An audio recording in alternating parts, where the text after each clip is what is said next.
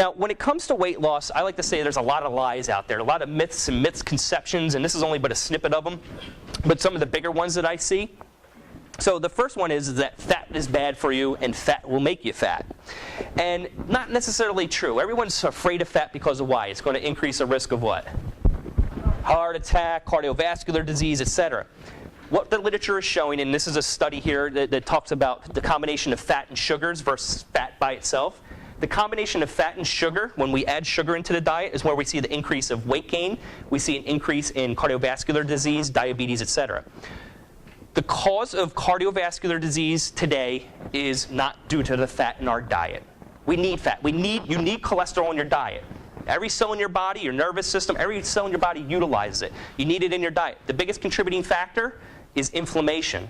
And what we find is driving inflammation is our sugar intake, our grains and things like that drives this low-grade inflammatory response. So when we talk about fat, you need it in your diet. It actually helps you burn fat, believe it or not. So protein and fat are good for the diet. Really, when you look at carbohydrates are the culprit. On a farm, if they're looking to beef up a cow or put weight on a pig or feed our chickens and plump them up, what do they give them? Grains, right? They give them grains, corn and other grains. Because why? Grains go in, spikes your blood sugar, opens up, releases insulin, opens up those fat cells, and boom, there it goes right into the cells. A weightlifter, I'm talking, weightlifters that compete. What do they do when it's time for them for competition? How do they trim up and really get really lean? What do they? Up their protein, their greens, but what do they eliminate? Carbs, because why? Carbs stimulate insulin, which opens up our fat cells, etc. So if you want to go from fat to fabulous, choose the way you're eating differently. Start to change things where you're getting more lean proteins. Now, I'm not talking you need to go on a weightlifter's diet and things like that, but definitely make sure that you're eating more protein and greens, restricting some of those carbs. You're not going to have fiber deficiencies. You're not going to have vitamin mineral deficiencies if you're doing it appropriately. So fat is not bad for you, and you want good healthy fats in there. Old school thinking is a calorie is a calorie. So the old school is to burn more calories, you need to take less calories in, and as a result, you'll lose weight. That is the old school way of thinking. A calorie is not a calorie. I hate counting calories. I don't know if any of you like counting calories. I hate it. And the people I work with, we keep a general kind of ballpark figure, but I don't have them counting calories because it's monotonous, it's problematic. When you're hungry, you should eat. And you should be hungry. So many of us never get that hunger feeling, right? We say, oh, okay, it's 5 o'clock, it's dinner time, and I'm not hungry, but it's 5 o'clock, it's dinner time, so I'm going to eat. I want to put you in a fat-burning, metabolic burning scenario where you're actually hungry. Like, you need to eat. That's good. Your body's craving calories, minerals, etc. You want to make sure it's good. So a calorie is not a calorie. Smart group of people. I did this last year, and I do it in all my talks, a lot of them. I don't think anyone's gotten it wrong yet. We want to lose weight. We want to do it, okay? 1,000 calories of vegetables or 1,000 calories of soda? What's going to be healthier for you? Which one? Who may hear it? Vegetables. Vegetables, right? So they're both 1,000 calories. So is a calorie a calorie? No, there's different. Our calories speak to our body. So when I consume vegetables, they're full of phytonutrients, vitamins, minerals, fiber. They are going to nourish our body and bring us, on that chart there, closer towards better health.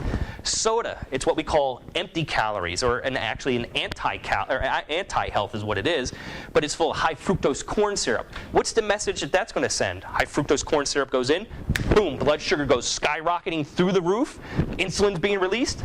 Hello, fat cells, open right on up, pumps it right on in.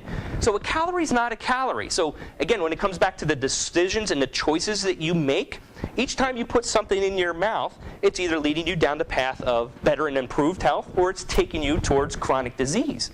The choice is yours, right? So you have the choice there. So a calorie is not a calorie. If it's all about just reducing, like Weight Watchers, I see people do great. I love the social aspect of Weight Watchers, but they're still eating a lot of the foods that, it's just, I get so many points here. Some of the stuff is junk, and for that individual, it may not be good. There's a scenario where people lose weight, they do good, but they can't keep it off, or they plateau, etc. So just got to be mindful of that.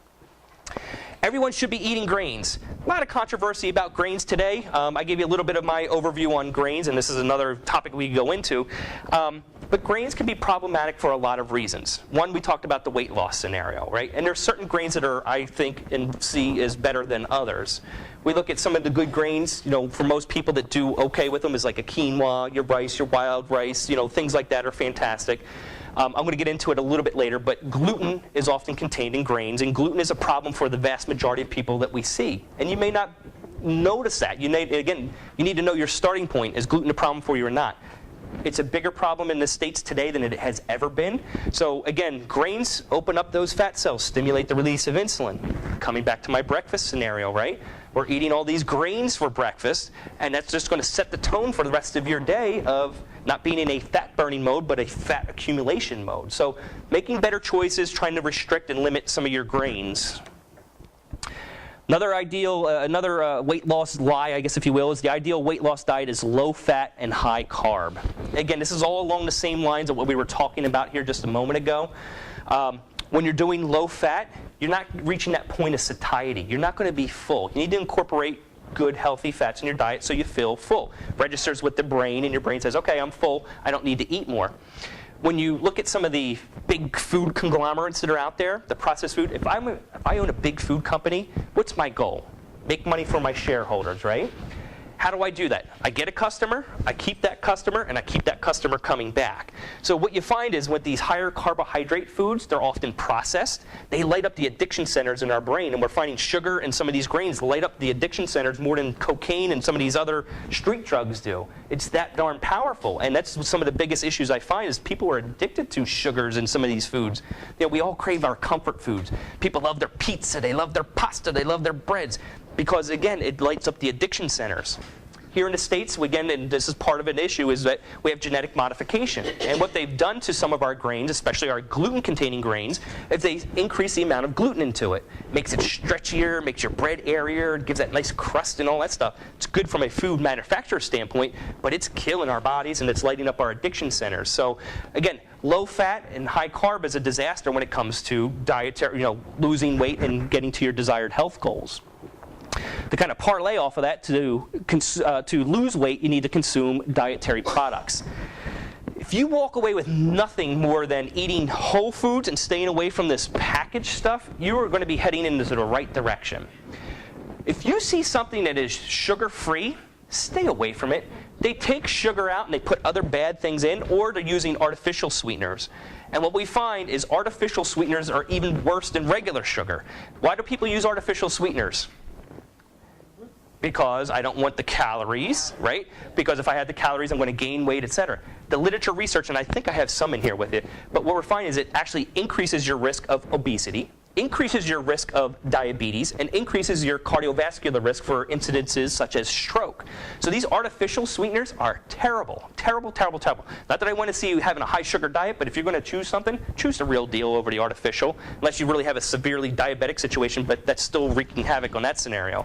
But most of these, again, foods here that are more of the dietary products, it's junk. If it has more than 3 to 5 ingredients on the list and half of them you can't pronounce, it's probably not good for you. As I say, what's the ingredient? I hold up an apple, what's the ingredients? Apple. If I hold up a bag of Doritos, what's the ingredients? Artificial color this, artificial flavor this. Your body was not meant to deal with all that stuff. It's not a laboratory. So stay away from the dietary products. It's nothing but problem. So here's one of them. So artificial sweeteners induce gluten intolerance by glucose intolerance by altering gut microbiota. So these artificial sweeteners are disrupting the good and bad bacteria in our guts. We are finding now, this is like, it was fish oils, like, oh, this great savior, it's so great, everyone's got to do it. Vitamin D, it's great savior and all. Now we're into the probiotics are the big thing. The scary part is, I sometimes wonder if we're actually human. We are outnumbered. The bacterial cells and the small yeasts and all that stuff in our body outnumber our human cells. So who's actually in control? I don't know. But good and bad bacteria are so important. And what we're finding is these artificial sweeteners are disrupting that. And what it's leading to is diabetes and obesity. There we got it. There is a term that they call diabesity, but it's diabetes and obesity. So what you're finding is these artificial sweeteners are inducing dysbiosis, which is a imbalance between good and bad bacteria, which is then ultimately leading to dysbiosis, abnormality, metabolic abnormalities. Weight gain, obesity, diabetes problems, etc. And again, this is from the Journal of Nature. So the other one I have here is low-carb diets are bad for your health. Again, this is kind of all parlaying off of the same things that I mentioned to you earlier, but low-carb diets aren't bad. You know, you do need some carb in your diet. Your brain runs off of carbs. It needs some sugars, etc. But most of us have way too much in our body, and it's causing us actual problems. So low-carb diets are not bad. They're actually pretty good. And as I said, like our weightlifter, they're going to trim up. What do? Higher protein, as you mentioned there, and they do a little bit lower carb. So it can be good. Here's a study from the Journal of the American Dietetic Association.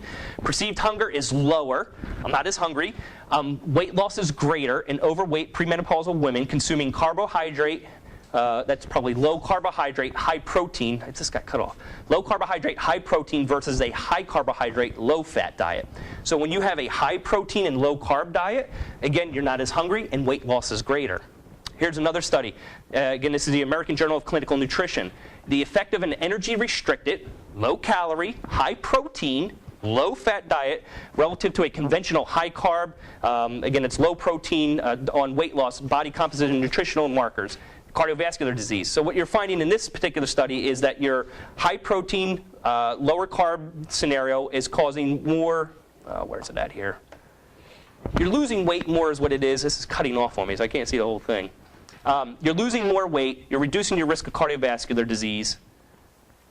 And where was it at? They're finding it's better. So what it is it high protein, low fat, low carb, you're doing better off as far as all those scenarios go as far as weight loss, blood sugars, etc. So don't be afraid of protein. Don't be afraid of fats. Fats are good as long as it's good, healthy fats. I don't want, like your refined trans fats that you find in all these processed goods. If it's coming from meat and eggs and all that type of stuff, avocado, olive oil, etc., you need that in your diet. So that's the important takeaway with that.